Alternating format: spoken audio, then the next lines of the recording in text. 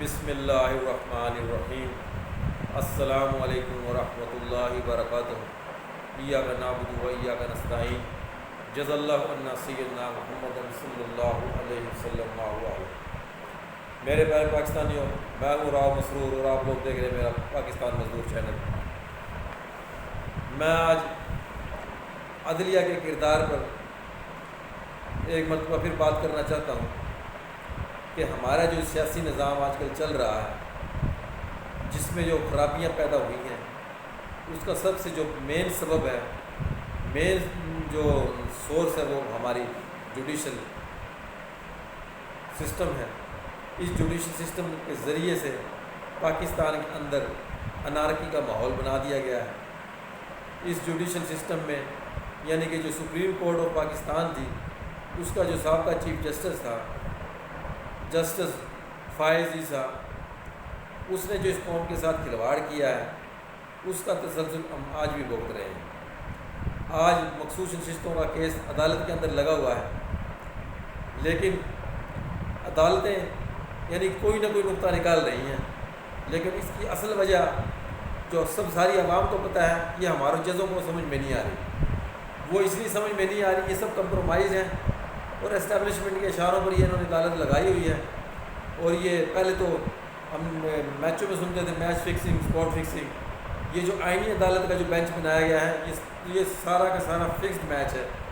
اور انہوں نے جتنے بھی وکلا دلائل لے لیں، جتنے بھی وکلا ان کو کنونس کر لیں، جتنے بھی وکلا اٹارنی جنرل کو لاجواب کر دیں، لیکن یہ جج اپنا مائنڈ بنا کر بیٹھے ہوئے ہیں کہ انہوں نے یہ مخصوص نشستیں پی ٹی آئی کو نہیں ڈیلیور کرنی، کیونکہ اگر وہ پی ٹی آئی کو یہ مخصوص نشستیں ڈیلیور کرتے ہیں جو اس کا رائٹ ہے، تو پھر ان کو ایوان کے اندر یعنی یہ بادشاہ سلامت کو 27ویں آئینی ترمیم لانے میں مشکل پیش ہوگی۔ پہلی بات تو یہ ہے کہ ہمارا کا جو سینٹ کا جو ہاؤس ہے، وہ انکمپلیٹ ہے اور وہ یعنی کہ انلیگل طریقے سے پروسیس کر رہا ہے، کیونکہ اس میں کے پی کے جو ایم این اے اور ایم پی اے نے اپنا یعنی کہ اس میں الیکشن میں حصہ نہیں لیا، تو اس لیے وہ اپر ہاؤس انکمپلیٹ ہے۔ لیکن پاکستان کے جج جو بیٹھے ہوئے ہیں، یہ پاکستان کی عوام کے ساتھ مذاق کر رہے ہیں، یہ پاکستان کے وکلا کا ٹائم ضائع کر رہے ہیں، یہ پاکستان کی سب سے بڑی جماعت کی یعنی کہ لیڈرشپ کا ٹائم ضائع کر رہے ہیں، اور سب سے زیادہ یعنی کہ اس جماعت کے جتنا ووٹر ہے، جتنا سپورٹر ہے، یہ ان سب کی دل آزاری کر رہے ہیں۔ کیوں؟ قاضی فائز عیسیٰ نے جب 13 جنوری کو بلے کا نشان چھینا تھا، اس کے پیچھے کوئی سازش تھی کہ اگر ہم بلے کا نشان چھین لیں گے تو ان کو یہ سمجھ میں یہ تھی کہ ہم بڑے فتین، ذہین و فتین ہیں، بڑے ویل ایجوکیٹڈ ہیں، یہ عوام بیوقوف ہے، یہ ان کو بلے کا نشان ملے گا نہیں، یہ دوسرے لوگوں کو ووٹ ڈال دیں گے اور ہمارا یہ پلان کامیاب ہو جائے گا۔ ایک پلاننگ انسان کی ہوتی ہے اور ایک پلاننگ میرے اللہ کی ہوتی ہے، ہمیشہ اللہ کی پلاننگ غالب آ کر رہتی ہے۔ انہوں نے تحریک انصاف سے جب انتخابی نشان چھینا تو اس وقت لوگوں کو عیاں ہو گیا تھا کہ تحریک انصاف کے ساتھ الیکشن کے اندر مزید کھلواڑ ہونے جا رہا ہے۔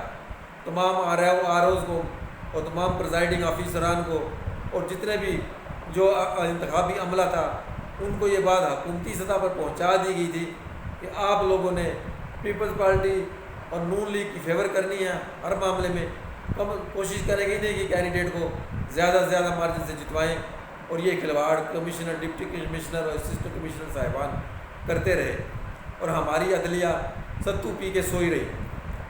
جب انتخابی نشان چھین لیا تھا تو تحریک انصاف نے جن لوگوں کو ٹکٹ کے لیے نامینیٹ کیا تھا، جن لوگوں نے اپلیکیشنیں دی تھی الیکشن لڑنے کے لیے، جب ان کو فائنلائز کر دیا تو آخری وقت میں ان کو آزاد امیدوار ڈکلیئر کرنا پڑا، تو وہ لیکن وہ تحریک انصاف کے امیدوار کے طور پر جس پہ کو بھی عمران خان نے یس کیا، اس کو عوام نے ووٹ دینا شروع کر دیے، اور 100 سے زیادہ انتخابی نشان لوگوں نے الاٹ کر دیے۔ لیکن عوام کا شعور دیکھیں اور اللہ پاک کی مدد دیکھیں کہ عوام نے اس پارٹی کے 100 سے زیادہ انتخابی نشان کو ایسی اسٹیمپیں لگائی کہ یہ لوگ یعنی کہ جعلی ووٹ ڈالنے میں مجبور ہو گئے۔ آج یہ خواجہ آصف یہ باتیں کرتا ہے اسمبلی میں کھڑا ہو کر، اس نالائق اور اس بے شرم کو ذرا حیا نہیں ہے۔ 13 کا الیکشن آ رہا ہے، یہ 18 کا الیکشن آ رہا ہے اور 24 کا الیکشن آ رہا ہے، لیکن اس کو کوئی شرم حیا ہے ہی نہیں۔ یہ ایک ایسا بھانڈ ہے پاکستان کی سیاست میں جس کو یعنی کہ سوائے مسخرہ پن اور سوائے حجت بازی کے علاوہ کوئی کام نہیں آتا ہے۔ انہوں نے پاکستان تحریک انصاف کا راستہ روکا. ان ججوں نے مل کر پاکستان تحریک انصاف کے لوگوں کی یعنی کہ جو ترجمانی تھی، جن لوگوں نے عوام نے تحریک انصاف کو مینڈیٹ دیا تھا، اس کے مینڈیٹ پر ڈاکہ ڈالا. آج وہی مخصوص نشستوں کا کیس عدالت میں بار بار سنایا جا رہا ہے، لائیو دکھایا جا رہا ہے، اور جج بے تکے جملے یعنی کہ پوائنٹ آؤٹ کر کے اس کیس کو کمزور کرنے کی کوشش کر رہے ہیں. لیکن مجھے تو یہ پہلے سے عیاں ہے یہ جائے گا حکومت کی فیور میں کیس. یہ جتنے مرضی سلمان اکرم راجہ، فیصل صدیقی یہ دلائل دے لیں، جب مدعا اور مدعا علیہ کی دلائل سن لیں گے ان کا فیصلہ یہ پہلے لکھا جا چکا ہے.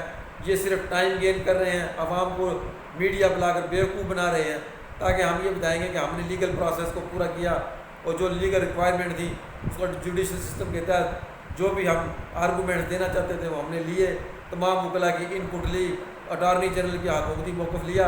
اس کے بعد ہم اس فیصلے پر پہنچے ہیں کہ یہ مخصوص نشستیں تحریک انصاف کی بجائے نون لیگ، پیپلز پارٹی اور فضل الرحمان ALP وغیرہ میں تقسیم کر دی جائے، کیونکہ وہ یہ اس چیز کے حقدار نہیں ہے. ہر وہ نقطہ یہ اٹھا کر لائیں گے جو شیطانیت اور فساد کا سبب بنے گا. تو میں پاکستان کی تمام عوام سے کہتا ہوں اگر اس عدلیہ نے یہ فیصلہ غلط دیا تو پھر اس عدلیہ کا بھی گہراؤ ہوگا. یہ نہ سمجھے کہ ہم سیکورٹی کے حصار میں ہیں، پھر عوام کا ٹالرنس لیول ختم ہو جائے گا، پھر عوام آپ لوگوں کو پکڑے گی اور عوام آپ لوگوں کے تصویروں پر جوتے مارے گی. اور جن لوگوں نے کالک اپنے منہ پر مڑ لی ہیں وہ ان کے مقدر میں اللہ رب العزت نے لکھ دیا ہے. اور جن ججوں نے حق کا سٹینڈ لینا ہے اللہ رب العزت ان کو حق کے ساتھ کھڑا کرے گا اور وہ ہمیشہ حق کے ساتھ کھڑے ہوں گے اور ان کا تاریخ میں نام لکھا جائے گا. تو پاکستان کی تمام تحریک انصاف کے سپورٹروں کو میں اس بات کا یقین دلاتا ہوں کہ بغیر مزاحمت کے یہ تحریک کامیاب نہیں ہوگی. ہم جتنی جلدی اس مزاحمتی تحریک کو شروع کریں گے اتنی ہی جلدی عمران خان کے پائے ہونے کے چانس ہیں. ورنہ یہ ہماری سیکنڈری لیڈرشپ بہت ٹھنڈی ہے، ٹھنڈے مزاج کی ہے. ان کو ادراک ہی نہیں ہے کہ عمران خان کے ساتھ جیل کے اندر کیسا معاملہ ہو رہا ہے. تو اس لیے میری تمام پاکستانیوں سے میں دعا گو ہوں کہ آپ سب لوگ مل کر ایک ایسی ایفرٹ کریں، اس گرتی ہوئی دیوار کو ایک ایسا دھکا دیں تاکہ پاکستان کی یہ طاغوتی بش جتنے بھی طاغوتی کی بت ہیں یہ پاش پاش ہو جائیں اور رول آف لا کی حکومت ہو اور پاکستان میں قانون کی بالادستی ہو. آپ لوگوں کا سننے کا بہت بہت شکریہ. السلام علیکم ورحمۃ اللہ وبرکاتہ.